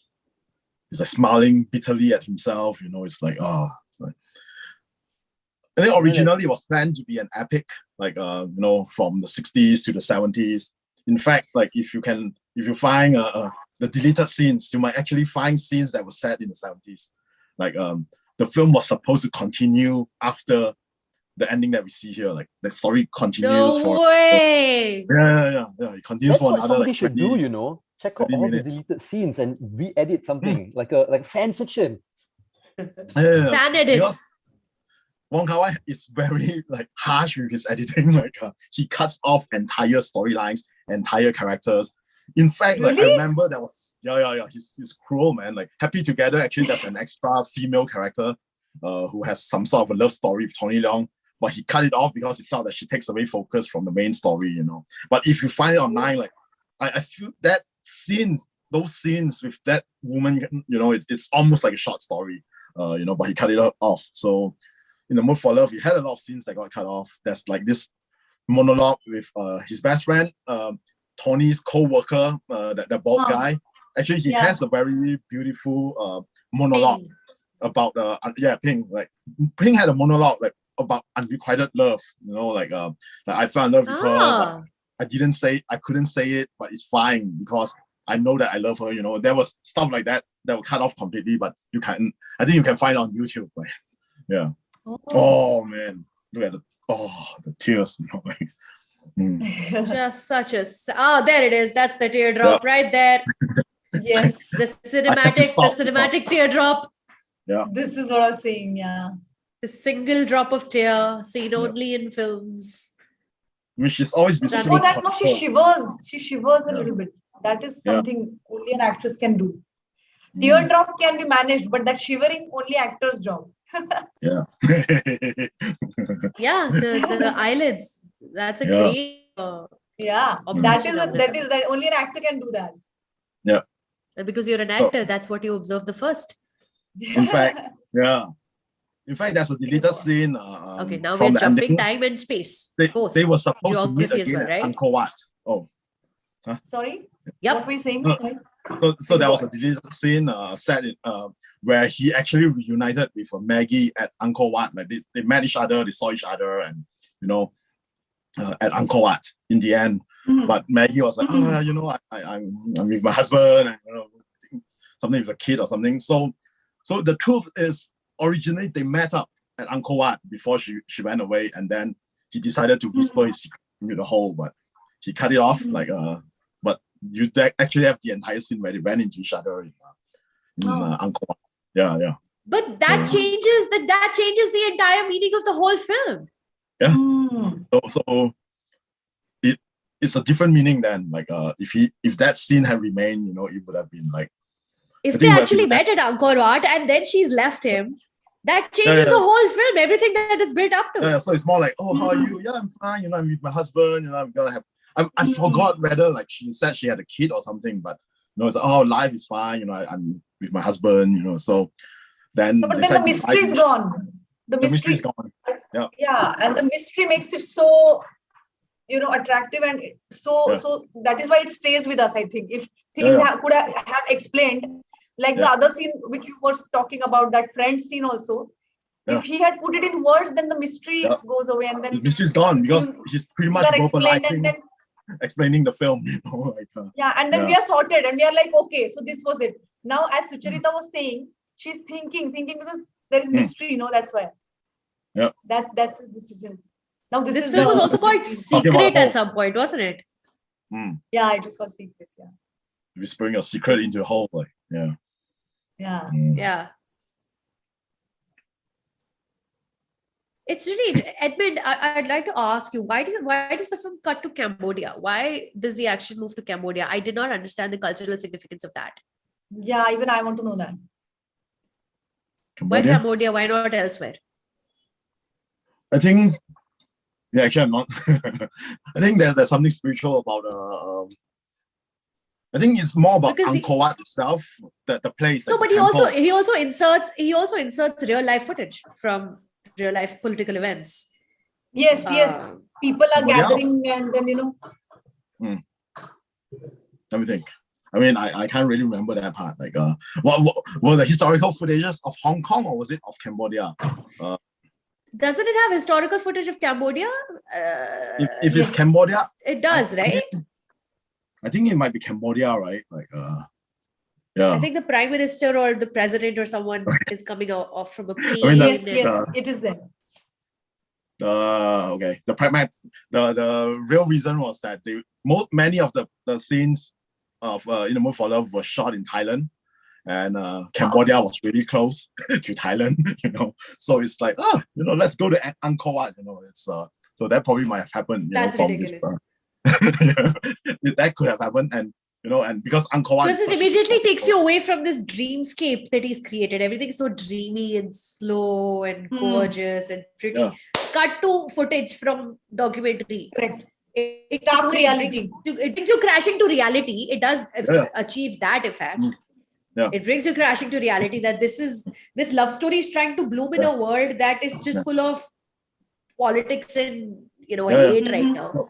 So that's true. So in the end, what we saw before the political and historical footages were all the stuff that we have seen up until then were the most beautiful moments from their memories, and then pop, that's the end. You are waking up from a dream. You are waking up from your memory, and now you're back to reality, and he's alone, and all he could do was to look at his memory like a person looking through a window, which was like part of the intertitle that appeared, So and that set up the whole like whispering the secret into the Angkor Wat. Was it also because the landlady is going to US? People going to Japan, people migrating from China, and then this whole thing was happening in India also. Like people were going from poor countries to rich countries to make their fortune, and the whole value system changing. Maybe that transition he was talking about. Maybe. I mean, we can actually see it's like an end of an era. It's like at first like everyone, but the era is ending. That blossoming time, the blossoming years is over, so now everyone's gone. No, but like I understand that he's moved to Singapore because he has a job prospect there, and he's joined Singapore Daily, and he's become a journalist there as well. And because Singapore is a media hub, and it makes sense for somebody to get a job in Singapore. What I didn't understand was that why does the climax of the film take place in Cambodia? Like, why does Wong Kar Wai choose he wanted to shoot in a temple at he wanted to shoot in a temple at Thailand, but then he learned that it's easier to get permission to shoot in Angkor Wat. So that's it. That's the only reason. Logistics. That's why I heard from my friend, logistics man. Many times as filmmakers, we make decisions based on logistics. Like, why do you? It's like I could give you 10 reasons why I did that, but another reason is like because it's cheaper. It's like. Sometimes when I make films, I choose locations I've never been before just so that I can go there. Yeah. So I can totally relate. I'm like, can I go to Angkor Wat to shoot my scene? Hell yeah, I'll do that, man. Like, why not? And also, when he tells the story that the secret was to be told in a tree hole, but then actually he tells it in that ruins kind of a wall, right? So I think there maybe it was logistics, and also it was as we were saying, end of all those values, and and then there is a monk sitting there also. Yeah. So the monk was there, like watching, as he's whispering a secret. You see a monk like observing from afar. So it went from a love story to like it's so zen. There's this. It's so philosophical. Like, what does it mean? Like, are we waking up from a dream? I think these are all answers that we can't really find, but it's awesome that we are asking all these questions now. That's the beauty and of this film. Like, no, but you know what? I think because when I saw 2046, which is supposed to be the next the sequel, of this film, and then we go to this technical age there where the people are going into that era and not able to come back and everything. So I thought that why is that monk there? Is it? I mean, this is stretching it too far, but then why is he? Because Wong Kar Wai won't do anything just like that. So is it? After all this technicalities, some people go to that spirituality thing. So is it the beginning of that thing when he just lets out that secret? I don't know. Like it's stretching it too far. But Angkor Wat in itself is such a strong symbol of. Civilizations will come and go, people will come and go, but like something, this is here forever. This is. Sorry. No, so I'm saying that you were right. Like people come and go, but structures like Angkor Wat, they have Angkor Wat stays. When I visited Angkor Wat a couple of years ago, I was there, and the tour guide was like, "This is the center of the universe. This is the point where the universe originates from. So the whole universe is around. Like there's a point in there in the temple, and it's a really humbling experience being in Angkor Wat. It's massive and sprawling. It is centuries old. So imagine like whispering your secret into Angkor Wat. It means that it's safe here now for till the end of time. My forever. secret is going to stay It's right almost here. you telling it to the universe. Is it that kind of a thing? Like Maybe kind of. you're preserving it till the end of time. This thing is not going anywhere. I will die. Forever. I will die. We'll move to different countries, but this wall is not going anywhere. Yeah. But my love for her is forever. It's like wow. It's forever. Yeah. Because we're finding meaning every time we are watching this film. There's new meaning to be found. Exactly. No, but Sucharita, I think this is correct because at the end of 2046, the last line he tells to the other woman is, "You asked me whether I can lend something," and the last line he says is, "I cannot give that thing to anyone," and that is when he leaves her. And she starts crying. So that is something of him that part of him he won't give it to anyone, and that is how he just leaves them. So if a you woman really, and her son. Yeah. Whose son is it? You were saying something Zach. about how the sequence and scenes were all very dreamy, but then you come to Angkor Wat and it's like you get pulled out of the dream, right? Yeah. If you notice a lot of the scenes where it's just the two of them together, it's always dreamy. Or even when they're singular in the scenes, it's always dreamy. But whenever they interact with other characters, you do get pulled out of the dream. When you're talking to the landlady, to the landlord, it's to all sharper. these people, it just pulls you out and you're pulled into reality. So maybe Angkor Wat is one of those scenes, where you just get pulled out. I mean, that era has ended. Everything from that era has ended. So now again, like she has a son, and I don't 1966. know if it's Mr. Chan's son or Mr. Chow's son, because we don't know what happened. No, I think it's her own son. Yeah. It is her son, but like, right. Is it Chow's son? Did they actually get together? I think Mr. Chan is eating the cake and having it like he's coming back and having son with her and going back to Japan to Mrs. Yeah, but now she's left him, so that's good. See, there you go. This is the documentary. Yeah. So we always felt like it was more of an emotional affair rather than a physical affair, right? Yeah. I mean, it's too emotional. Yeah. I don't think that it's their son. Yeah. This is like now the harsh reality that it's over, because the line before this also says that era has passed. Oh, there comes the monk. Oh. Sucharita, you visited this place? How lovely. Yeah. It's gorgeous. It was one of my bucket list items to go to Angkor Wat. Now it's you whisper a secret into the hole, like. No, I didn't, because I hadn't watched this film until then, so I didn't know I could do that. Now I went many years ago. Something else for us. Yep. Cambodia is a stunning country. It's beautiful. Yeah. Wow. After the pandemic, I'm going to go here. Oof. Look at this shot. Oh my God. It's almost like he's kissing her. Yeah. Yeah.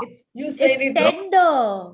It's tender. His leg is hooked to the wall, like he's holding her body. It's almost like he's finally getting to kiss the woman he loves. Yeah. Beautifully said. Yeah. It's so tender. Tony Leung can get it, you guys. See the monk watching from afar, it's like, wow. Yeah. What is this guy doing? Oh my God, I'm going to go look up the deleted scenes. Edmund, I think you've changed this film for me forever. Because now I have to go find those scenes. I mean, you can treat those deleted scenes as like, a short film or a spin-off, So there is like almost a 15-20 minute sequence set in the 70s, like what happened, like he came back to Hong Kong. Wow. What happened to her, So you can find them, it'll be the scene where Maggie Cheung and Tony Leung, they're in the room together and she's stuck in the room, and then the camera is like, it's really voyeuristic, and you see the foreground of the sheets, I think, from underneath the bed or underneath the sofa or something, or the curtain. And then now you see the monk looking at him like that. It's almost like going back to that when you were expecting that to happen in the room, or you want that to happen in the room, but now it's happening here like this, Yeah, that's true. Yeah. that someone's watching. That's it. I think these shots of Angkor Wat are just to say that this is secret is now going to stay here till the end of time. Correct. Yeah. Correct. Yeah. For It's as long giving as that this kind of structure feel. stands. Yeah. It's eternal. You know, it's like. You guys, you realize that we watched this entire film on mute right now? Yeah. The whole film. I mean, I'm half frustrated because like I really wanted to listen to it. Like, you know, But we but- still had a great experience. Yeah, let me be frank with you to start with. When we started this, I was saying, hey, how are we going to do this? And how I will wasn't we talk expecting when it this to be film is mute. going on? But Well, it what was- you guys it was don't know is I amazing. muted you guys and I watched the film. I think that's what Muzzamer's done. He's muted us because he's watching the film on sound. Yeah. He's like very smart. Look at him. Look at him. No, Moose is so caught up in the film. Look at Moose. Look at him. He's so caught up in the film. But just look at this is a testament, right, you guys? Like what a fantastic film and what a phenomenal filmmaker he is. How many filmmakers can you say this about that you watch their film on mute and it will still hit you like anything? On mute. No music, no dialogue, just subtitles and visuals. Oh my goodness. Wow. So we made it till the end, everybody. Oh my God. Man. It's like, Muzzamer definitely did not watch this on mute.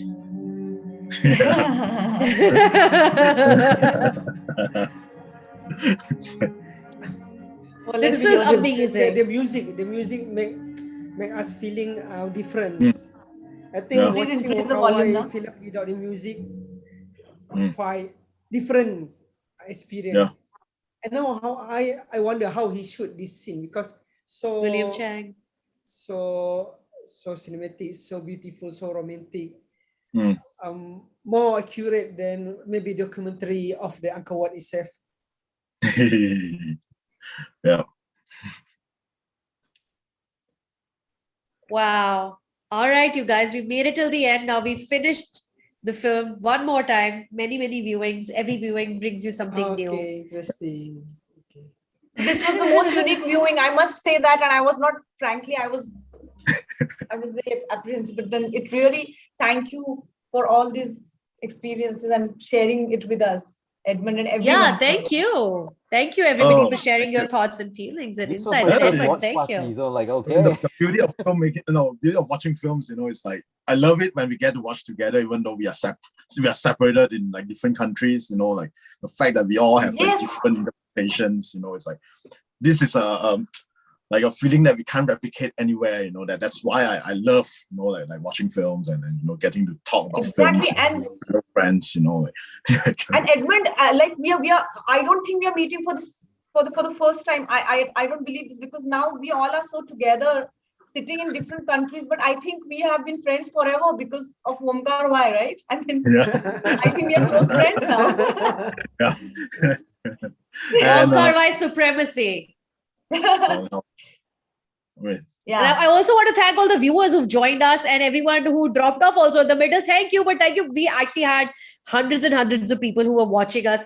Thank you to the MUBI subscribers for joining us here today. We should be doing more of these watch parties because MUBI right now has... Amruta's already ready to do more. Right now, if you want to watch, if you're new to Wong Kar Wai and if you're interested in getting into his world, MUBI has many titles right now, some restorations that are playing in 4K, which is just such a treat. It is such a treat and such a wonderful service that MUBI is providing to the cinephiles of the world. Look at us, we're sitting across borders and talking about his work, really getting to know his work and getting to know each other as we go. Thank you, MUBI, for organizing this. Thank you, everybody, for watching this. Thank you, Zan, for agreeing to co-host this with me. Amruta for joining, Muzzamer for joining, and Edmund for all the wonderful insights you have about Wong Kar and all his work and everything. Yes, thank you, Edmund. Thank you, everyone. Now I announce thank you, everybody. Wong Kar Wai Konnichiwa. Yeah. Wonderful. My name is Sucharita. Subscribe to MUBI, get the subscription, and watch Wong Kar Wai and all the other things. And I will see you on Instagram, I suppose, you guys. Good night, All right. everybody. Bye. Good night. Bye. Bye bye.